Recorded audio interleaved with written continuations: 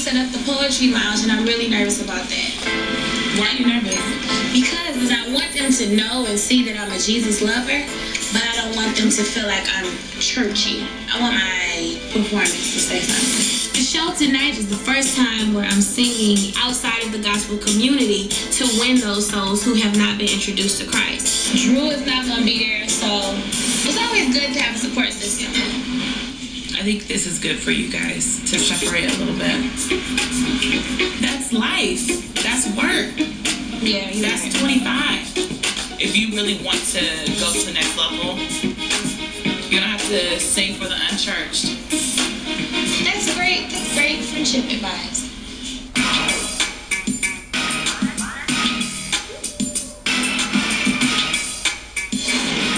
How you feeling, Poetry Lounge?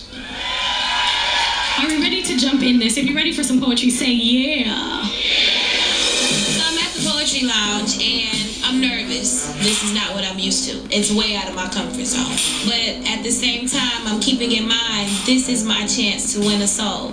There's some 70 here. This year might disappear around 420 into thin air. The spot was like, freeze and get down. 10 reasons women are like religion. Subtitle, they both tell me I'm going to hell. They both have far too many damn commandments. Is this man getting up before me to really tell how women and religion are similar? This is putting me in a really uncomfortable headspace. I have a beautiful body. Okay, now say that you mean it. I have a beautiful body. You see how it did sound different though, right? If you please would, give it up for our feature. Kierra, Sheard, give it up for our next feature, please. Hello, everyone. Hey! I'm gonna take my shoes off. Don't look at my corns. Oh my God. I've been trying corn removers, but it's not quite doing the job. So, let's see how this goes. From the highest of heights to the depths of the sea, creation's revealing your majesty. All exclaiming, indescribable, uncontainable. You place the stars in the sky and you know them by name. You're all together wonderful to me. You are worthy to be praised.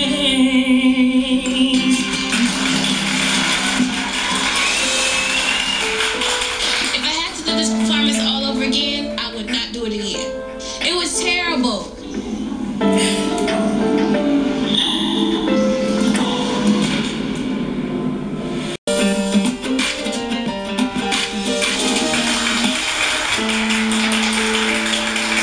If I had to do this performance all over again, I would not do it again. It was terrible. I'm used to more support from my fans. So I've never felt so vulnerable doing a performance. It's scary because what if I can't? What if I don't have what it takes to go outside of the church? I didn't know what to say. I didn't know if there was atheists there. I didn't want to offend anybody. Right. It wasn't offensive. I mean, if people could get up there and cuss the whole time and talk about humping and doing people, you could get up there and say, I'm a church girl, I love Jesus, and I'm going to sing about him. It's the truth. You was honored outside of the four walls. That's what you needed, was outside the church. Yeah. Let's go start singing on street corners. Okay, and then when people mob the two of you, Ashley and I aren't going to be there. Support from my friends means a lot to me. So that was just amazing having seen them and being there to support me. What up, y'all? Your boy today. Yes, Rob here with Proceed. I keep saying that wrong. Proceed with Caution blog. Alright? I gotta say it slow down. Anyway. Gonna talk about this segment. We're gonna talk about one of the segments from the Sheards show. Of course, we know the whole Clark sisters. They're very famous. We know Kiki Sheard. Clark is one of the daughter, one of the Clark sisters. Karen Clark Sheard, etc., etc. They from the D. I'm from the D. So I gotta be careful what I say. One of them might jump me or something, might see me in the street. Say, hey man, I saw what you said about me. I heard you, I saw you on that video. They might, you never know. I ain't that famous, but hey, you never know.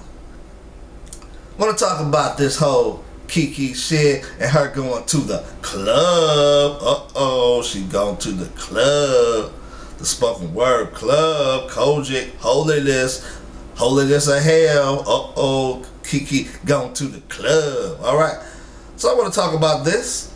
Some of her concerns. She was talking about with her friend, her and her friends having dinner or whatever. They were talking. They said, I want to be a Jesus lover. She want to present to the people she's a Jesus lover, but not churchy.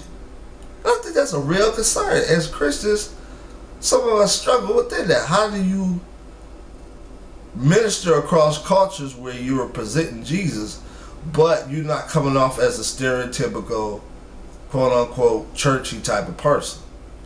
And ministering across culture takes some thought. It takes some work. You can't minister the same way you do at your church, the same way you go to a club like that. It's a different culture, different rules, different values, different things.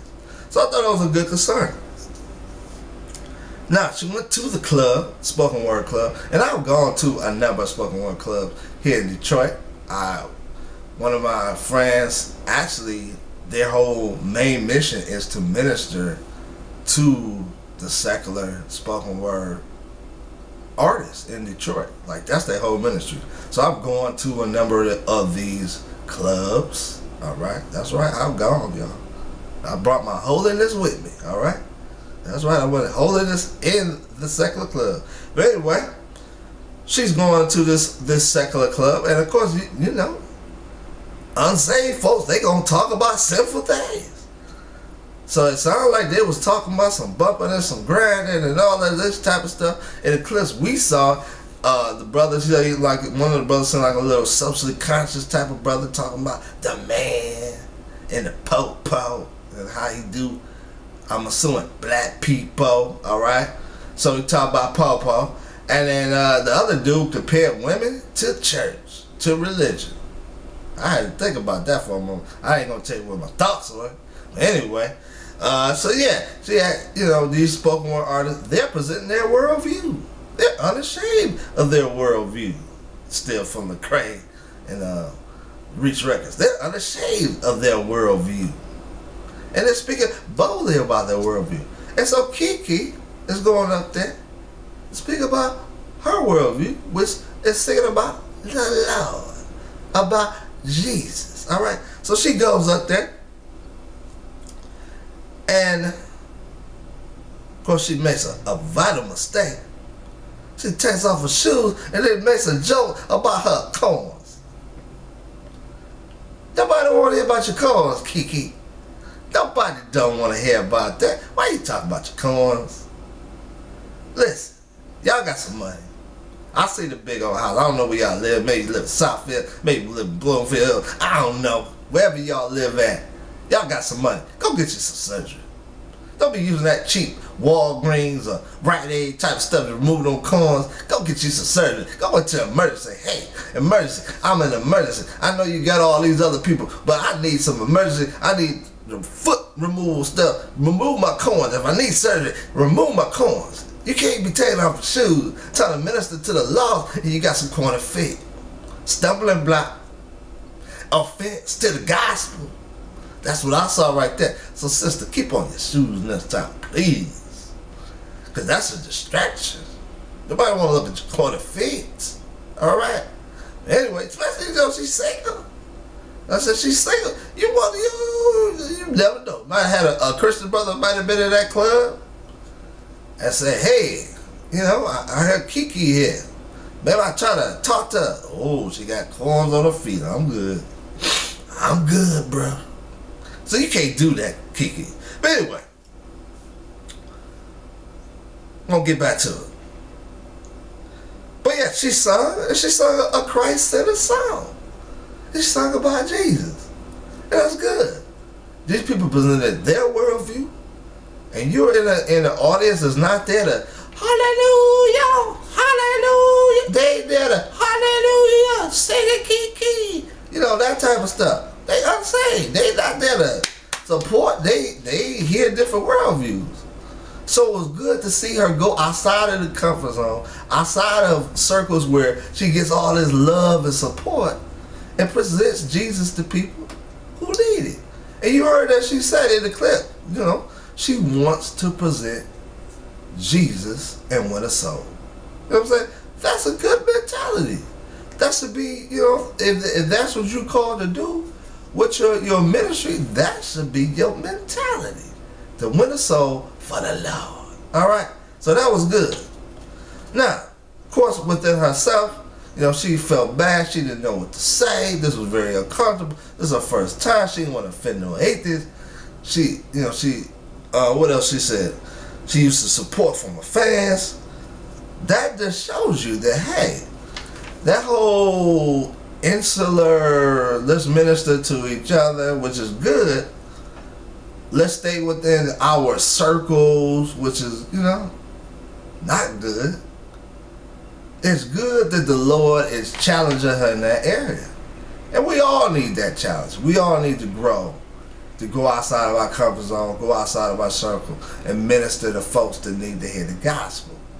And her friends told her, right, said, Kiki, listen, if that folks that go out there talking about the bumper and the grandy, you could go out there and talk about, you know, I'm a Christian, and I sing about the Lord. All right? And what she told her, the other friend told her, you sing about truth. You know what I'm saying? They need to hear the truth. But you can't just be inside of the church, the four walls, singing about Jesus. Your concern need to be about people who need to hear it as well. You need to minister to the church, but also minister to the lost as well. So I thought that was a good challenge, good advice, because we all need to do that. Yeah, we need to minister to the body first. That's our first concern. But we also need to be out in the world. You know what I'm saying? Whether it's our jobs, we got to be bold about the Lord on our job. My job, I work part-time, but my part-time job, Lord have mercy. Them folks need the Lord. You know what I'm saying? Talk about on the weekend, what they did, what they done with this girl, that girl, every other girl. You know what I'm saying? Oh, Madonna had a fun. All right, all that. They need to hear the Lord. And I can't be, you know, unashamed. I can't be bashful. They bold about, you know, what they did. I need to be bold about what I did. I remember I told the brother one time, he kept advising, like, man, I don't go to a strip club, man. Stop talking about going to a strip club. You know what I'm saying? I wasn't bold enough. But I said, listen, man, I don't go to the strip club, but I go to church. Want to go to church with me? You know what I'm saying? And then he got a little smart, say, oh yeah, I go to church with you, man. There's some fine looking women in church. I go to church with you. But bottom line, we need to be bold about the gospel, all right? We got to be bold, man. Go outside of our comfort zone, our four walls. So that's my thoughts on that little segment. This is your boy R to the A to the S. Yes, right. Here with Basie with Cost of Blog. And Sister Kiki, please, you probably ain't going to watch the video anyway, but if somebody know Kiki, tell Kiki, keep your shoes on, girl. Or go to emergency. Get your cords removed. This is Basie with Cost of Blog. Couple subs in the mouth.